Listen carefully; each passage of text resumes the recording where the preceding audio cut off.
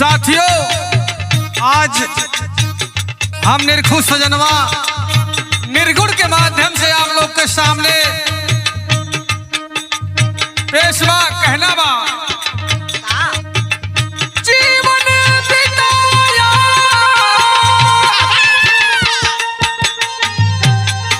है, जीवन बिताया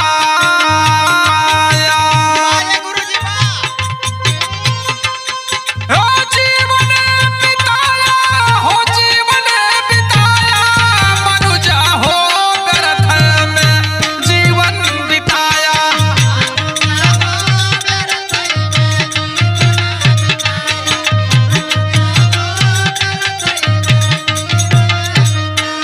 मोह माया तनिको छोड़ी न पाया मनुजा हो व्यर्थ में जीवन बिताया।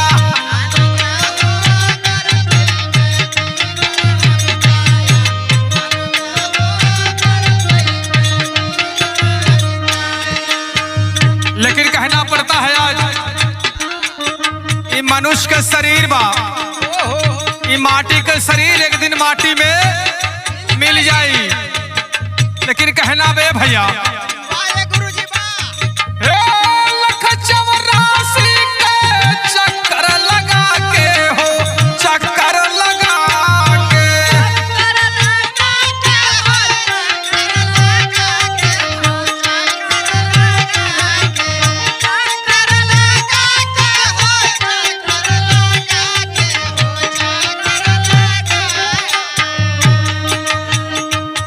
हे नरक कुंड में जीवन बिता के हो, जीवन बिता के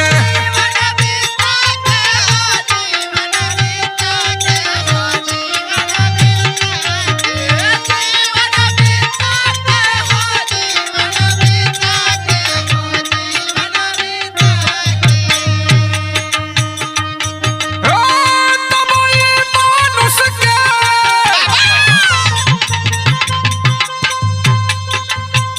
तब ये मानुष के चोला में आया मनुजा हो व्यर्थ में जीवन बिताया।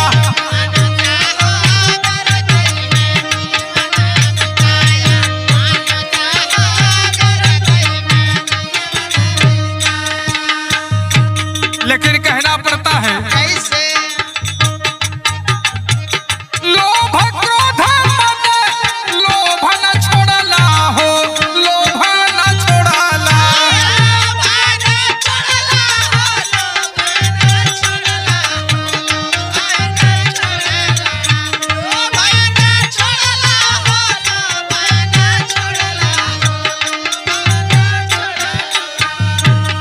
हे लोभ क्रोध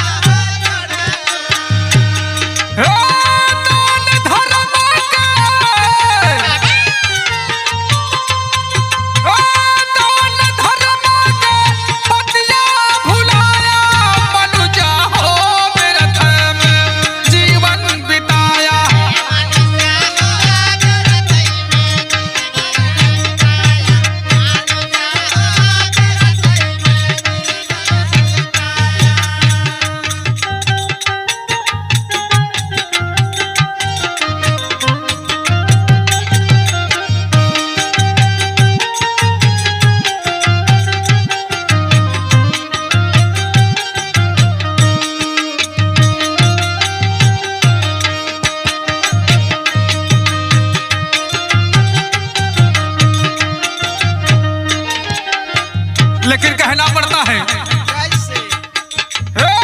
बचपन बीता जवानी बीती जवानी बीती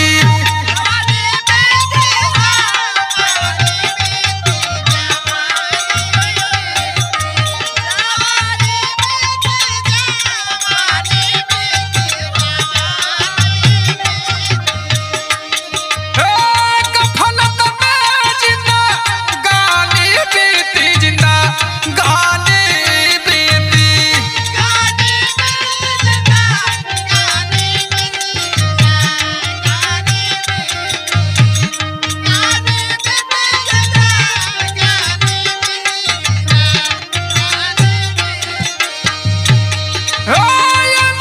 समय में क्या बात है?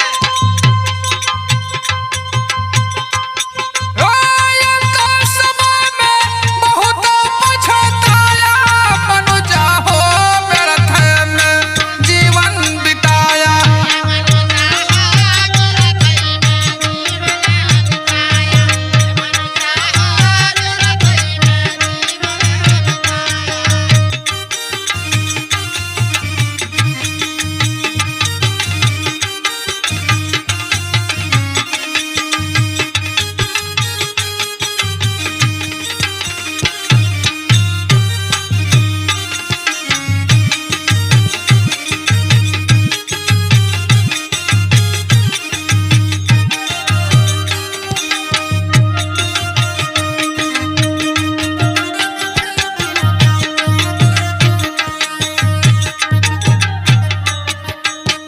लेकिन आखिरी लाइन में कहना बे भैया कैसे?